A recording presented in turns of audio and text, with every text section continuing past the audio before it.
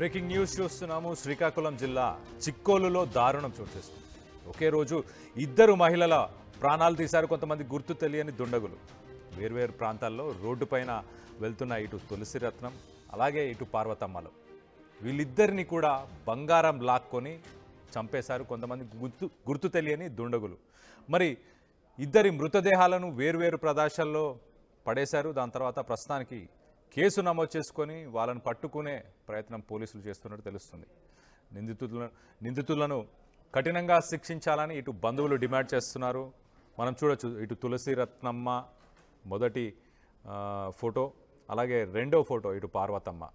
ఇద్దరి దగ్గర మరి బంగారం లాక్కొని వెళ్ళిపోయారు దుండగులు, గుర్తు తెలియని వాళ్ళు. మరి ఇటు పార్వతమ్మకి కానీ లేకపోతే ఇటు తులసిరత్నకి తెలిసిన వాళ్ళే చేశారా, ఊర్లో ఉన్న వ్యక్తులే చేశారా, ఎవరు చేశారు అన్న కోణంలో ప్రస్తుతానికి పోలీసులు అయితే గాలింపు చర్యలను చేపడుతున్నారు. అసలు ఈ సంఘటనలు ఎప్పుడు చోటు చేసుకున్నాయి, దీంట్లో పోలీసులు ఎంత పురోగతిని సాధించారు అనేది తెలుసుకునే ప్రయత్నం చేద్దాం. మనతో పాటు శ్రీకాకుళం నుంచి నాయుడు ఉన్నారు. నాయుడు గారితో మాట్లాడి తెలుసుకునే ప్రయత్నం చేద్దాం. చెప్పండి నాయుడు గారు, అసలు ఇద్దరు మహిళలకి ఏమైనా సంబంధం ఉందా? కళ్యాణ్, చూస్తే కనుక ఈ నెల 4వ తేదీన ఇటు మురపాక గ్రామానికి చెందినటువంటి పార్వతమ్మ సమీపంలోని పొలాల్లోని నేలబావిలో అంటే శవై తేలడం, మరోవైపు ఏదైతే కేశవరావుపురం గ్రామానికి సమీపంలో 16వ నెంబర్ జాతీయ రహదారిపై తులసిరత్నం మృతదేహం అక్కడ పడి ఉండవు. ఈ రెండు పరిణామాలు కూడా అప్పట్లో ఒక్కసారిగా ఉలిక్కిపాటు గురిచేశాయి. ఈ రెండు ఘటనలో కూడాను కేవలం బంగారు ఆభరణాలని దోచుకునేందుకే దుండగులు చేసిన ప్రయత్నమా అన్న కోణంలో కూడా పోలీసులు అప్పట్లోనే దర్యాప్తు నిర్వహించారు. కాకపోతే ఈ విషయం తెలిసిన వెంటనే పార్వతమ్మ మృతదేహం నేలబావిలో పడేసిన విషయం తెలిసినటువంటి పోలీసులు ఆ మృతదేహాన్ని బయటికి తీసిన తర్వాత ఆమె ఒంటిపై ఉన్నటువంటి గాయాలను పరిగణలోకి తీసుకొని ఆమె ఒంటి మీద ఉన్న బంగారం మాత్రం దోచుకొని ఆమెకి నిప్పు పెట్టి తగలపెట్టేసి ఆ నేలబావిలో పడేశారు. అంటే అంత కిరాతకంగా బంగారం కోసం ఒక వివాహిత మహిళను చంపడం వెనక మాత్రం ఎవరు హస్తం ఉంటుంది? గ్రామస్తుల, లేకపోతే ఆమె బంగారం కోసం బంధువులు ఎవరైనా పశువులు కాపరిగా వెళ్ళినటువంటి ఆవిడ 2వ తేదీ రాత్రి తిరిగి ఇంటికి రాకపోవడంతో 3వ తేదీ అంతా కూడాను ఆ బంధువులు గాలించారు. 3వ తేదీ సాయంత్రానికి మాత్రం పోలీసుల సమాచారంతో పోలీసులు, గ్రామస్తులు, బంధువులు కలిసి గాలింపు చర్యలో భాగంగానే పార్వతమ్మ మృతదేహం అక్కడ లభించింది. ప్రాథమిక దర్యాప్తులో మాత్రం కేవలం పార్వతమ్మని బంగారం కోసమే హత్య చేశారని, కాకపోతే ఇప్పటి వరకు కూడాను ఆమెను హత్య చేసినటువంటి నిందితులు పట్టుకోవడంలో మాత్రం పోలీసులు చేస్తున్న ప్రయత్నం ఎక్కడ కూడా ఫలించట్లేదు అనడానికి ఎటువంటి క్లూ కూడా వారికి లభించకపోవడం ఒక కారణంగా చెప్పుకోవచ్చు. మరోవైపు చూస్తే అదే రోజున తులసిరత్నం విషయంలో కూడా ఇదే పరిణామాలు చోటు చేసుకుంది. 3వ తేదీ సాయంత్రం 5 గంటలప్పుడు హాస్పిటల్కి వెళ్ళొస్తానని చెప్పి బంధువులకు చెప్పి వెళ్ళినటువంటి తులసిరత్నం సాయంత్రం 8 అయినా కూడా ఇంటికి రాకపోవడంతో పోలీసులు ఆశించారు.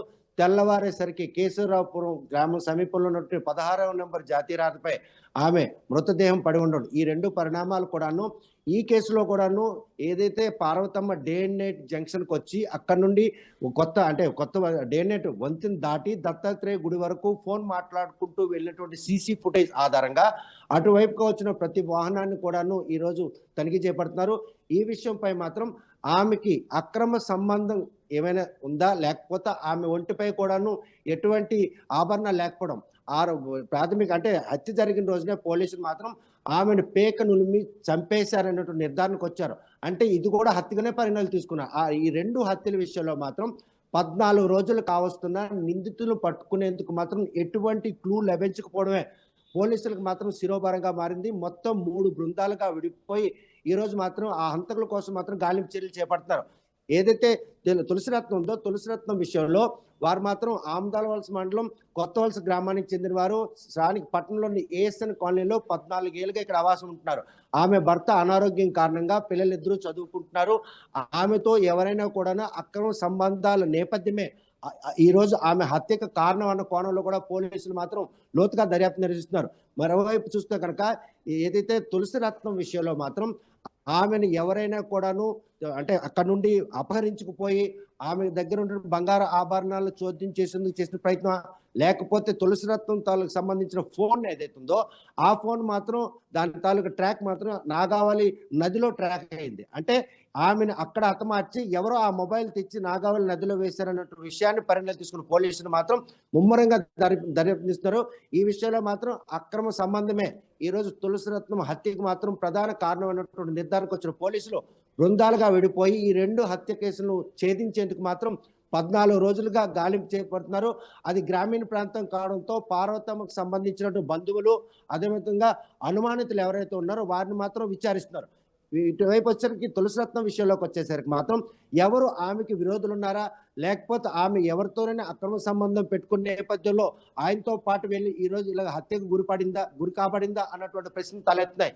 శ్రీకాకుళం జిల్లా చరిత్రలో ఇప్పటి వరకు ఒక హత్య ఉదంతం ఛేదించడంలో ఇంత జాప్యానికి మాత్రం నిందితులు ఎవరైతే ఉన్నారో వాళ్ళు మాత్రం క్యాలిక్యులేటెడ్ గా వీరిని హతమార్చేందుకు మాత్రం ముందుగానే రెక్కి వేసుకున్నారు.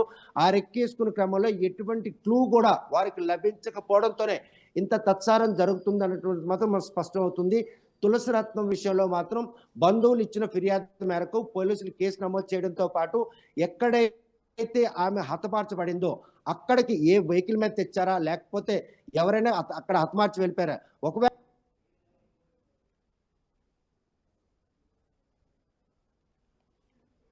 అంటే జాతీయ రహదారి దగ్గర ఆమె మృతదేహాన్ని పడేసి ఇక్కడ నాగావళి నదిలో ఆ మొబైల్ అక్కడ వేయడం, అంటే అక్కడ అనుమానాలు తలెత్తా, అంటే ఎవరితోనూ ఆమె అక్కడికి వెళ్ళడం జరిగింది. వెళ్ళిన కారణంగానే నమ్మించి మాత్రం ఆమె గొంతులను చంపేశారని నిర్ధారణకు వచ్చిన పోలీసులు హంతకుల కోసం మాత్రం ముమ్మరంగా గాలింపు చేశారు. ఆమెను హతమార్చిన విషయంలో ఒకరే ఉన్నారా, లేకపోతే ఎవరైనా 2-3 భాగస్వాములు అయ్యారా, ఈ ప్రశ్నలు కూడా తలెత్తినాయి. పార్వతమ్మ విషయంలో మాత్రం గ్రామీణ ప్రాంతం కావడంతో అదే పశువులు కాపరికై వెళ్ళినటువంటి పార్వతమ్మ బంగారు ఆభరణాల కోసం హతమార్చిన అనంతరం మాత్రం అతి కిరాతకంగా, అంటే పెట్రోల్ పోసి తగలబెట్టడం, నేలబావిలో పడేయడం, ఈ పరిణామాలన్నీ కూడాను హత్య చేసిన వారు మాత్రం మత్తులో ఉన్నారన్నటువంటి నిర్ధారణకు వచ్చారు.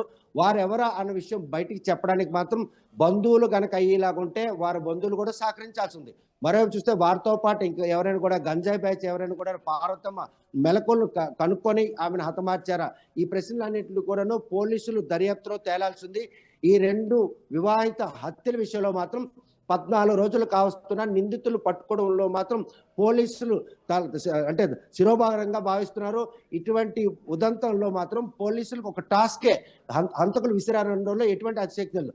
ఈ 2 హత్య ఉదంతాలు ఛేదించేందుకు మాత్రం నాయుడు జనరల్గా ఇటు సీసీటీవీకి సంబంధించిన వీడియోలు ఇన్స్టాగ్రామ్లో, సోషల్ మీడియాలో ఎప్పుడు వైరల్ అవుతూనే ఉంటాయి. చైన్లు లాక్కెళ్ళిపోవడం బైక్ మీద వచ్చి, లేకపోతే ఇలాంటివన్నీ. సో వాళ్ళు బంగారాన్ని టార్గెట్ చేసిన వాళ్ళైతే ఓన్లీ బంగారాన్ని తీసుకొని వెళ్ళిపోతారు. ఇక్కడ ఇద్దరిని హత్య చేస్తారు. అయితే ఐదర్ చనిపోయిన వాళ్ళు వాళ్ళ బంగారం ఎవరు తీసుకున్నారో వాళ్ళని గుర్తుపడతారు కాబట్టి ఆ విషయం బయటికి వెళ్తుందన్న ఉద్దేశంతోనే ఇలాంటివి చేసి ఉండొచ్చా? అదే కోణంలో పోలీసులు ఏమంటున్నారు మరి దీనికి సంబంధించి? పోలీసులు అయితే ఈ 2 హత్య ఉదంతాలు మాత్రం ఒక టాస్క్ తీసుకున్నాయి. ఎందుకంటే పార్వతమ్మ మాత్రం గ్రామీణ ప్రాంతానికి చెందినటువంటి మహిళ. ఆమె ఎవరు కూడాను ప్రతికించే పరిస్థితి వయోవృ అంటే సుమారు 60 ఏళ్ళు కూడా ఉంటాయి. కేవలం అక్కడ బంగారు ఆభరణాలు గనక తీసుకున్న అనంతరం ఇవి విక్రయించే క్రమంలో గనక పట్టుబడినట్టయితే ఐడెంటిటీ పీరియడ్ లో కూడాను ఆమె గనక వారిని గుర్తుపట్టినట్టయితే ఎట్టి పరిస్థితుల్లోనూ మేము శిక్షార్హులు అవుతున్న ఉద్దేశంతోనే ఆమెను హత్య చేసి అక్కడ ఎటువంటి క్లూ కూడా దొరకకుండా పోలీసులకు మాత్రం ఈరోజు ఒక టాస్క్ విసిరని చెప్పుకోవచ్చు. మరోవైపు అయితే తులసిరత్నం విషయంలో మాత్రం ఈరోజు బంగారు ఆభరణాలు కోసమా, లేకపోతే ఆమె మొబైల్ నాగావళి నదిలో పడివేసినటువంటి విషయాన్ని సీరియస్ గా తీసుకున్న పోలీసులు బంగారు ఆభరణాల కోసం హతమార్చాలనుకుంటే మొబైల్ ఫోన్ ఆ పరిసర ప్రాంతాల్లో ఎక్కడే పడేయాలి. కాకపోతే ఎక్కడ అంటే కేశవదాసపురం నుండి ఇక్కడ ఏదైతే పోలాగ్రహం వరకు నాగవల్లి నది వంతెన ఉంది, ఆ వంతెన దగ్గర విసిరా, అంటే ఆమెతో అక్రమ సంబంధం నేపథ్యంలోనే ఆమెను హతమార్చిన తర్వాత ఆమె ఒంటిపై ఉన్నట్టు బంగారాన్ని దోచుకోవడంతో పాటు ఆమెను హతమార్చడం జరిగింది. ఈ 2 విషయాల్లో కూడాను హంతకులు మాత్రం క్యాలిక్యులేటెడ్ గా బంగారు ఆభరణాలు దోచుకోవడంతో పాటు తాము చేసినటువంటి ఆకృత్యం బయట పడకుండా ఉండేందుకు ముందు జాగ్రత్త చర్యల్లో భాగంగానే వారిద్దరిని కూడాను హతమార్చడం జరిగింది. ఇటువంటి క్రైమ్ ఎప్పుడు కూడాను శ్రీకాకుళం జిల్లా చరిత్రలో కూడా పోలీసులకు ఎదురు కాలేదు.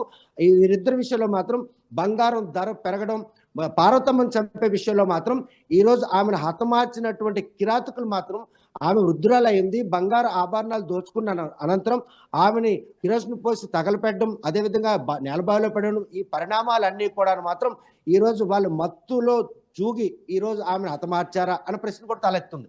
ఇక్కడ తులసి రత్నం విషయంలో మాత్రం ఆమె దత్తాత్రేయ గుడి దగ్గర సీసీ ఫుటేజ్ దాటిన అనంతరం మాత్రం ఆమె జాడ కానరాకపోవడం, అక్కడి నుంచి 4 కిలోమీటర్ల దూరంలో ఉన్నటువంటి కేశదాసుపురం జాతీయ రహదారిపై నిర్జీవంగా పడడం, ఈ పరిణామాలన్నీ కూడా ఆమెకు మాత్రం ఎవరితోనూ సంబంధాలు ఉన్నాయి. ఆ సంబంధాల నేపథ్యమే వారు మాత్రం ఎంతమంది, ఒకరొచ్చారా, ఇద్దరు ముగ్గురు కలిసి ఆమెను హతమార్చారా?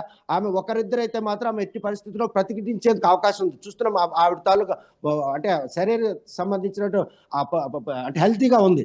ఆ హెల్తీ క్రమంలో ఒక్కరి వల్ల సాధ్యం కాదు. కానీ అందులో హంతకులు ఎంతమంది ఉంటారు? హంతకులు హత్య చేసిన తర్వాత హైవే పక్కన అప్రోచ్ రోడ్లో పడేసి అక్కడ నుండి మొబైల్ తస్కరించి నాగావళిలో వేసినటువంటి విషయాన్ని మాత్రం గమనించిన పోలీసులు ఆ దిశగా వెళ్ళే సీసీ ఫుటేజ్లు అన్ని కూడాను పరిణామాలు తీసుకొని ఆ సీసీ ఫుటేజ్ల ఆధారంగా ఆమెను ఎవరు లిఫ్ట్ ఇచ్చారో లేకపోతే ఆమెను అక్కడ నుండి ఎవరైనా అపహరించిపోయారా, ఇవన్నీ కూడాను పరిణామాలు తీసుకుంటారు. ప్రస్తుతం మాత్రం ఈ ఇద్దరు మహిళల హత్య ఉదంతాల విషయంలో మాత్రం దర్యాప్తు ముమ్మరం చేస్తున్నాయి. ఎటువంటి క్లూ లభించకపోవడంతోనే పోలీసులకు మాత్రం శిరోభారంగా మారిందని చెప్పుకోవచ్చు. ప్రస్తుతం ఈ హత్య ఉదంతాలు మాత్రం జిల్లాలో కేవలం బంగారు ఆభరణాలకి, అదేవిధంగా ఇల్లీగల్ కాంట్రాక్ట్స్, ఈ పరిణామాలు కూడాను ఈ 2 హత్య ఉదంతాల్లో ప్రధాన భూమి పోషించాలని మాత్రం పోలీసులు నిర్ధారణకు వచ్చారు. వారిని వెతికేందుకు మాత్రం జల్లెడ పడుతున్నారు. ఇటువంటి హత్యలు పునరావృతం కాకుండా ఉండేందుకు మహిళలు కూడాను వారు బంగారం వేసుకొని బయటికి వెళ్ళొద్దని ఒక సూచన కూడాను హంతకులు ఇచ్చారని మనం అనుకోవచ్చు. ఎందుకంటే గ్రామీణ ప్రాంతంలోని పార్వతమ్మ వాళ్ళ పాతకాలంలో మహిళ కావడంతో ముక్కు కొమ్ములు, అదేవిధంగా చెవులకు కూడాను కొమ్ములు ఉంటాయి. వాటిని ఆ ఆభరణాలు తస్కరించేందుకు చేసిన ప్రయత్నంలో ఆమెను హతమార్చాల్సిన పని లేదు. ఎందుకంటే ఎవరిని ప్రతిఘటించే పరిస్థితి లేదు. ఆమెను అంటే ఒక కర్రతో కొట్టే, లెంపక కొట్టైనా కూడాను ఆ ఆభరణాలు అపహరించుకోవచ్చు. కానీ ఆవిడ హత్య చేయాలన్నటువంటి ఇన్సెంటివ్ వాళ్ళకి ఎందుకు వచ్చింది, అది మాత్రం ప్రశ్నార్థం తీసుకున్నారు. పోలీసులు మాత్రం ఈ 2 హత్య ఉదంతాలు చేసేందుకు మాత్రం 3 బృందాలుగా విడిపోయి జల్లెడ పడుతున్నారు అనడంలో ఎటువంటి అతిశక్తి. చరిత్ర సృష్టించినోడు ఇప్పుడు ఆ చరిత్రని తిరగరాయబోతున్నాడు. అబద్ధాల గోడల్ని బద్దలు కొట్టి నిజాలను రాగా మీ ముందుంచబోతున్నాడు. నిజమైన వార్తల కోసం వెంటనే డౌన్లోడ్ చేసుకోండి రా యాప్ని.